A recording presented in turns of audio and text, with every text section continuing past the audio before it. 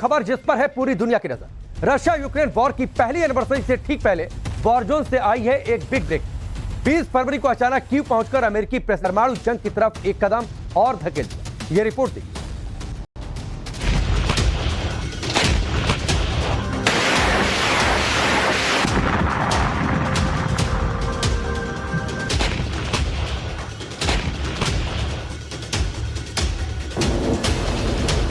He thought he could outlast us.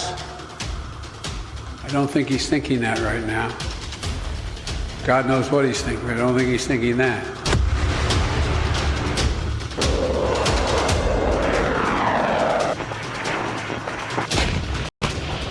Страны и нашего народа, когда на каждом из нас лежит колоссальная ответственность.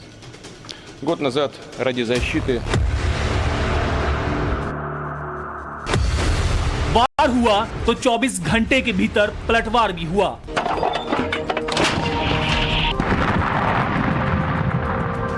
Ukraine war की पहली anniversary से कुछ ही घंटों पहले वॉर जोन से बड़ी ब्रेकिंग न्यूज आई है।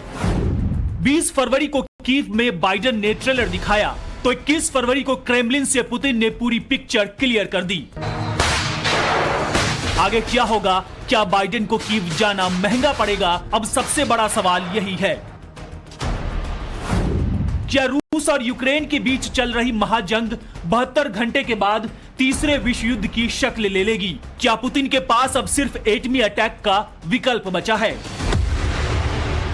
ऐसा इसलिए कहा जा रहा है क्योंकि अब आर पार के सिवाय शायद कोई चारा नहीं बचा। सुलह की कोई सूरत नजर नहीं आ रही है।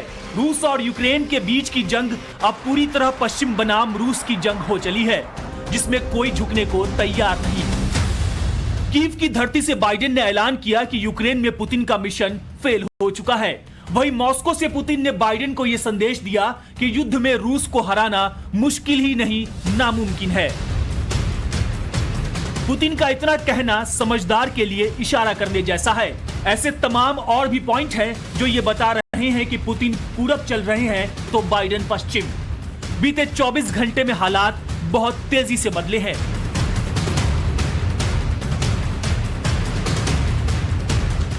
यूक्रेन में कल वो हुआ जिसके बारे में किसी ने कभी नहीं सोचा था, खास तौर पर पुतिन ने तो बिल्कुल नहीं।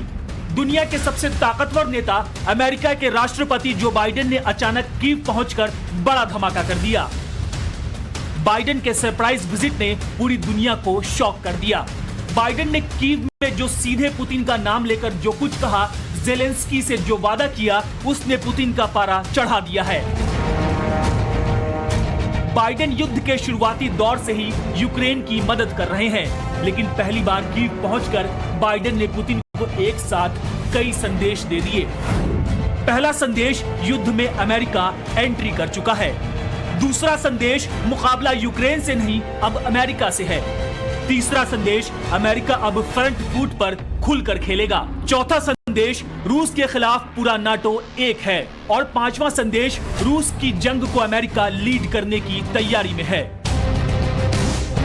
इतना ही नहीं, कीव पहुंचकर बाइडेन ने यूक्रेन को फिर $500 मिलियन देने का ऐलान किया, जिसमें बैटल टैंक 700, आर्म्ड व्हीकल हजारों, आर्टिलरी सिस्टम 1000, गोलियां 20 lakh, MLRS 50, anti ship system, air defence system देने की बात कही गई।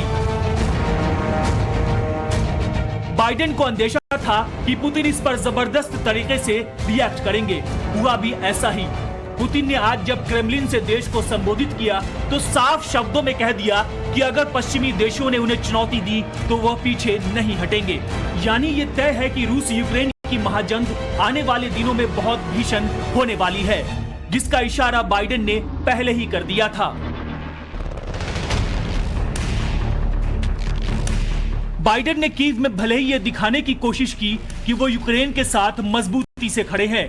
जंग में पुतिन की हालत खराब है, रूस की सेना लड़खड़ा रही है।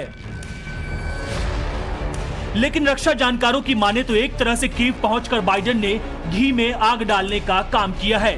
ऐसे में सवाल यह है कि क्या अमेरिका चाहता ही नहीं कि यूक्रेन और रूस की जंग खत्म हो? पुतिन ने भी बिल्कुल साफ शब्दों में इस बात को कहा। पुतिन ने कहा कि पश्चिम देशों ने यूक्रेन को चढ़ाया, दुनिया में पैनिक फैलाया। पश्चिम ने शांति प्रस्तावों पर बात नहीं बनने दी।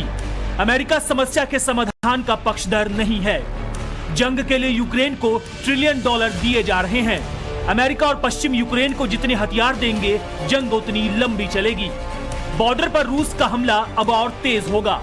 पश्चिमी देशों से दूर रहकर यूक्रेन बात करे तो बेहतर होगा। अगर अमेरिका, ब्रिटेन और दूसरे पश्चिमी देशों के रुख को देखें तो पुतिन के आरोपों में दम भी नजर आता है। पश्चिमी देश लगातार यूक्रेन को मदद देने की बात कह रहे हैं, लेकिन यह इतना आसान नहीं है। अमेरिका जितना गोला बारूद 1 महीने में तैयार करता है, यूक्रेन उतना 2 दिन में इस्तेमाल कर रहा है।